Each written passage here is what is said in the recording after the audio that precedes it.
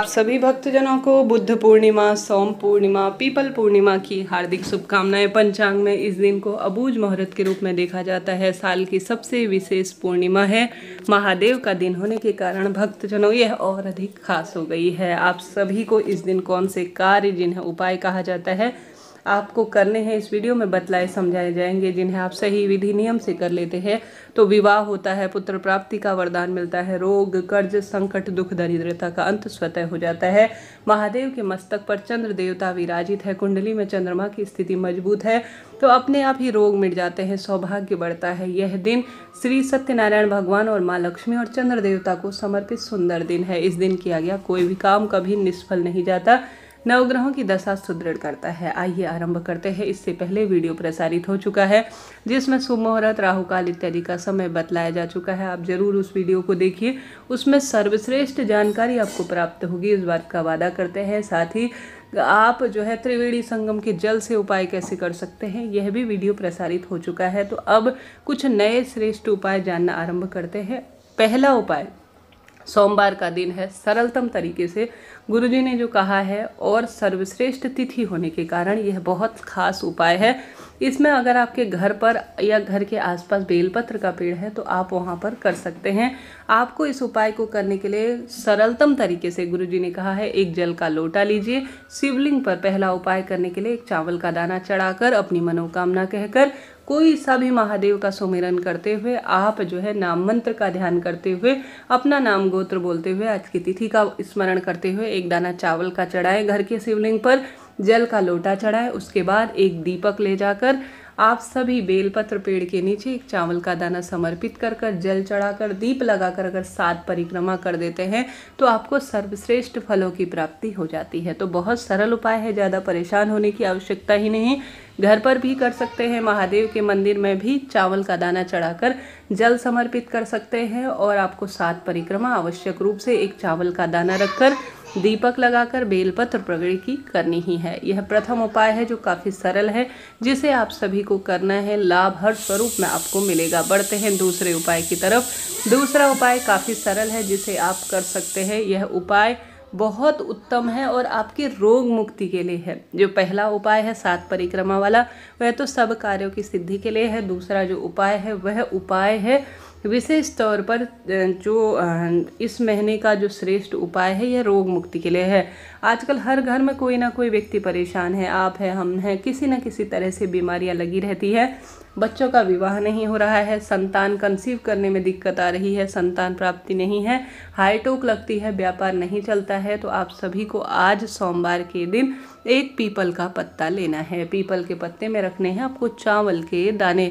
सरलतम विधि से आपको बता रही हूँ, एक एक चीज़ नोट करते हुए चलिएगा। बहुत सारे उपाय हैं जो सोमवार और पूर्णिमा के हैं, उन्हीं को सोच समझकर सरल भाषा में आपको बतला रही हूँ। आप इन्हें करने का प्रयत्न करें।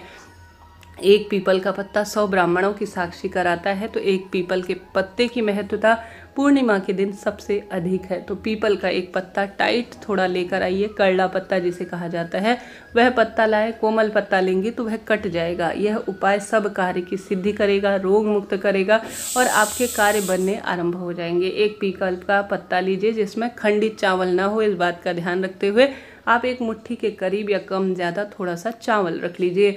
चावल को आप सभी को, जो व्यक्ति रोगीला है, जिसकी दवाई खाकर दिन की शुरुआत होती है, जिसके रिश्ते की बात नहीं हो रही है और संतान की कामना सिद्ध नहीं हो रही है, कार्य में मन नहीं लगता, हर स्वरूप में शारीरिक मानसिक आर्थिक रूप से परेशान है, उस व्यक्ति के ऊपर से 21 बार या 7 बार आप उतार लीजिए। गुरुजी संख्या नहीं बताते कितनी बार उतारना है, आप अपने मन से 7 या 21 बार उतारा कर लीजिए। पीपल के पत्ते में चावल रखकर उसके बाद इसे घर के दरवाजे पर आप रख दीजिए।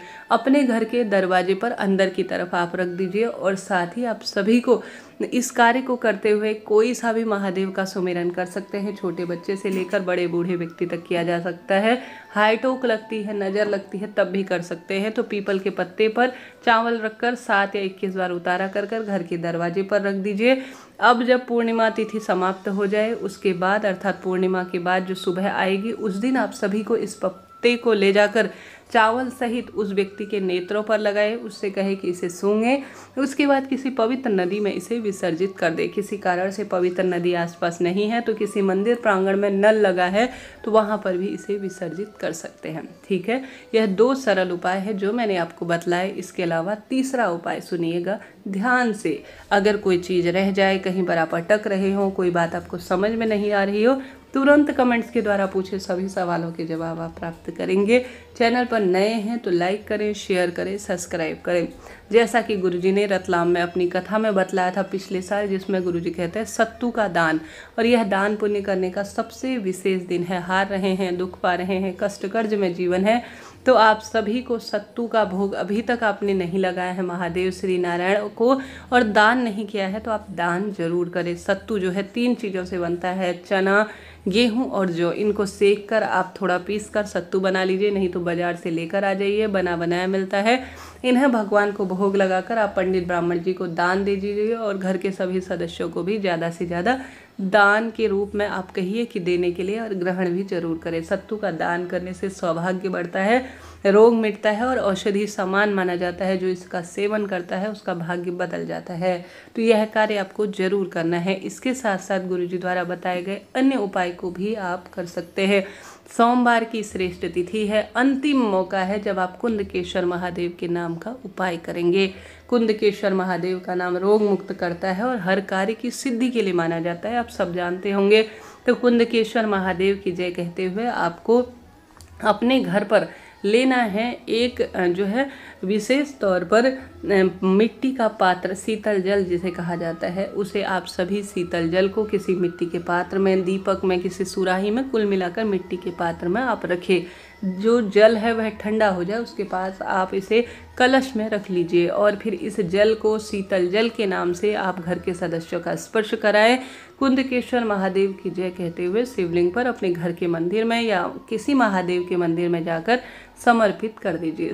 जो यह शीतल जल है यह सौभाग्य देगा, दुख दरिद्रता का अंत करेगा, कष्ट संकट पीड़ा का निदान करेगा, बरकत खुशियां परिवार में बनी रहेंगी। इस तरह से आपको कुंदकेश्वर महादेव के नाम से यह उपाय करना है। अंतिम मौका है जब सोमवार के दिन शिवलिंग पर विशेष वस्तु समर्पित की जाएगी जो कि ठंडा जल रूप में है। इससे आपके जीवन में ठंडक होगी, शीतलता आएगी और चंद्र ग्रह की स्थिति कुंडली में मजबूत बनेगी। इस कार्य को करें। शिवलिंग पर चढ़ा हुआ जल थोड़ा प्राप्त कर कर आप स्वयं भी ग्रहण करने का प्रयत्न करें। यह सुख सौभाग्य का दिन है और रोग दोष कष्ट पीड़ा से मुक्त देता है। साथ के साथ आप सभी को इस दिन चंद्रमौली भगवान का नाम लेकर अपने घर के मंदिर में 1 चावल का दाना और 1 बेलपत्र जरूर चढ़ाना है। बेलपत्र की डंडी का मुख आपकी तरफ हो, इस बात का ध्यान रखें। महादेव को प्रणाम कर कर अपनी मनोकामना कहकर घर की तरफ आ जाएं। तो इतने सारे सुंदर कोई ना कोई एक उपाय करें। साथ ही गुरुजी ने कहा है जिस घर में पूर्णमासी के दिन खीर बनती है उस घर में सौभाग्य बढ़ता है।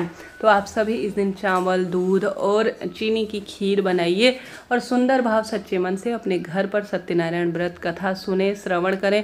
मैंने अपने दूसरे चैनल पर बतलाई है, आप उसमें से भी श्रवण कर सकते हैं, कम्युनिटी में दी हुई है। चावल की खीर बनाएं, माता रानी, महादेव और माँ गौरा, माँ लक्ष्मी, सत्यनारायण भगवान सभी को भोग लगाएं और इसे प्रसाद स्वरूप स्वयं जो है ग्रहण करें और कन्या को वितरित कर कर सौभाग्यशाली महिला, गरीब जरूरतमंद व्यक्ति को दान करें। बहुत अधिक इससे लाभ होगा। इस तरह से आपको यह कार्य करना है। इस दिन सफ़ेद वस्तु का अगर आप दान करते हैं, रुई, माचिस, आसन, तांबे का कोई वस्तु, चावल दान करना, एक समय का भोजन और जो पंखा, कूलर, छाता और इस समय गर्मी से राहत दिलाने वाले मौसमी फल का दान किसी पंडित ब्राह्मण या किसी गरीब जन के घर करते हैं तो इसका बहुत अधिक सुख सौभाग्य शास्त्रों में वर्णित है। तो इस कार्य को करें। कैसी भी दुख दरिद्रता होगी, कैसा भी दुर्भाग्य चल रहा होगा, बड़े से बड़े दान को यह छोटी छोटी चीज़ें सौभाग्य में बदलती है। नमक का दान कर सकते हैं, चांदी का दान कर सकते हैं। थोड़ा एक दिन का जो आप भोजन है वह तो कम से कम आप दान ही कीजिएगा। एक समय का भोजन अगर पंडित जी को दान करते हैं तो अति उत्तम है, नहीं तो घर पर पंडित ब्राह्मण जी को घर पर बुलाकर भी आप भोजन कराकर तृप्त कर सकते हैं। यह भी सुख सौभाग्य का कार्य माना जाता है।